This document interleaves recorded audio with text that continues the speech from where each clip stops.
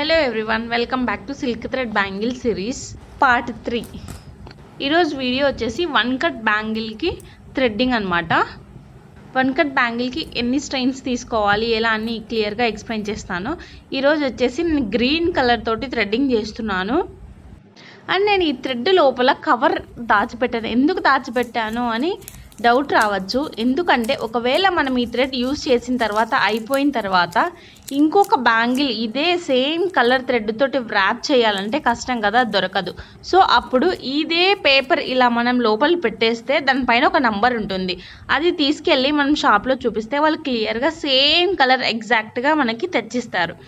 చూడండి, నేను ప్రతి ఒక్క థ్రెడ్ లోపల ఇలా పేపర్ పెట్టేశాను. ఎందుకంటే క్లియర్గా మనకు అర్థం అవుతుంది. ఆ పేపర్ దాచిపెట్టడం వల్ల మనకి కలర్ అనేది ఎక్స్చేంజ్ కాదు, పర్ఫెక్ట్ కలర్ ఉంటుంది. మనం గ్రీన్ కలర్ థ్రెడ్ కావాలని షాప్కి వెళ్తే అక్కడ చాలా వెరైటీస్ ఆఫ్ థ్రెడ్స్ ఉంటాయి గ్రీన్ కలర్లో.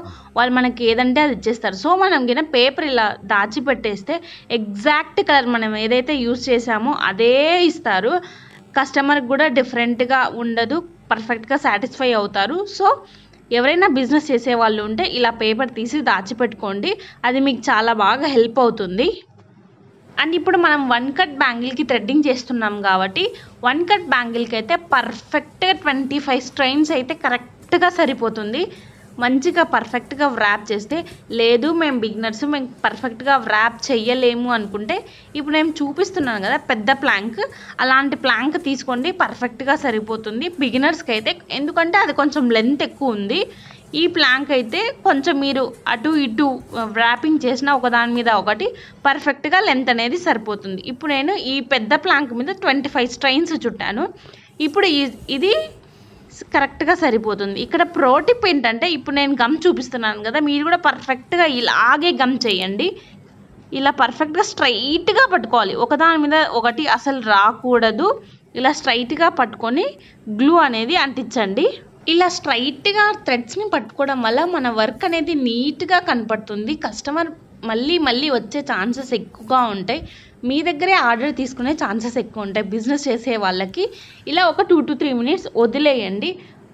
వదిలేసిన తర్వాత ఇప్పుడు నేను చూపిస్తున్నట్టుగా స్ట్రైట్గా పట్టుకోండి. థ్రెడ్స్ అన్నీ ఒక్కదాని మీద ఒకటి అస్సలు రాకూడదు. ఇప్పుడు నేను ఎలాగైతే పట్టుకున్నానో అన్నీ స్ట్రైట్గా పట్టుకోండి. 25 థ్రెడ్స్ స్ట్రైట్గా లైన్ లాగా కనిపించాలి, వెడల్పుగా పట్టీలాగా కనిపించాలి మనకి. ఇప్పుడు నేను చూపిస్తున్నాను కదా వెడల్పుగా, ఇలా మీరు కూడా వెడల్పుగా పట్టుకోండి. ఒకదాని మీద ఒకటి అస్సలు పెట్టకండి.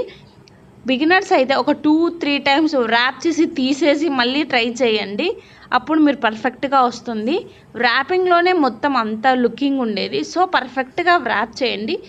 మీ దగ్గర ఒకసారి బై చేస్తే మళ్ళీ మళ్ళీ మీ దగ్గరకు వచ్చేలాగా ఉండాలి అంటే మనం ర్యాపింగ్లోనే ఉంటుంది అంతా. సో పర్ఫెక్ట్గా ఇలా పట్టుకొని ర్యాప్ చేయండి. మళ్ళీ మధ్య మధ్యలో గమ్ వేయాల్సిన అవసరం అస్సలు ఉండదు. ఎందుకంటే ర్యాపింగ్ అనేది చాలా టైట్గా ఉంటుంది. నెక్స్ట్ ఛాన్సే ఉండదు, ఊడిపోయే ఛాన్సే ఉండదు వాటర్లో తడిస్తే తప్ప. ఈ బ్యాంగిల్స్ అసలు వాటర్లో తడవకూడదు, ఎందుకంటే థ్రెడ్ కదా, తడిచిపోతుంది. ర్యాపింగ్ ఎంత నీట్గా ఉంటే లుకింగ్ అంత నీట్గా ఉంటుంది బ్యాంగిల్ది. అండ్ 2 కట్ బ్యాంగిల్ ర్యాపింగ్ కూడా నేను లాస్ట్ వీడియోలో చూపించాను. 2 కట్ బ్యాంగిల్కి అయితే ఖచ్చితంగా 45 స్ట్రెయిన్స్ తీసుకోండి. ఇది 1 కట్ బ్యాంగిల్ కాబట్టి 25 స్ట్రెయిన్స్ అయితే పర్ఫెక్ట్గా సరిపోతుంది. ఇప్పుడు నేను 1 కట్ బ్యాంగిల్ ర్యాపింగ్ చూపించాను. ఆల్రెడీ 2 కట్ ర్యాపింగ్ పోస్ట్ చేశాను. మొత్తం అంతా అయిపోయిన తర్వాత కొంచెం లోపలికి కట్ చేయండి, కరెక్ట్గా బయటికి కట్ చేయకండి, అది బాగుండదు. లోపలికి కట్ చేయండి. ఇలా లోపలికి కట్ చేసి అలా గమ్ పేస్ట్ చేయండి. ఎక్కువ పెట్టేసి గమ్ ఉండలాగా చేయకండి, అది ఎటు పోదు.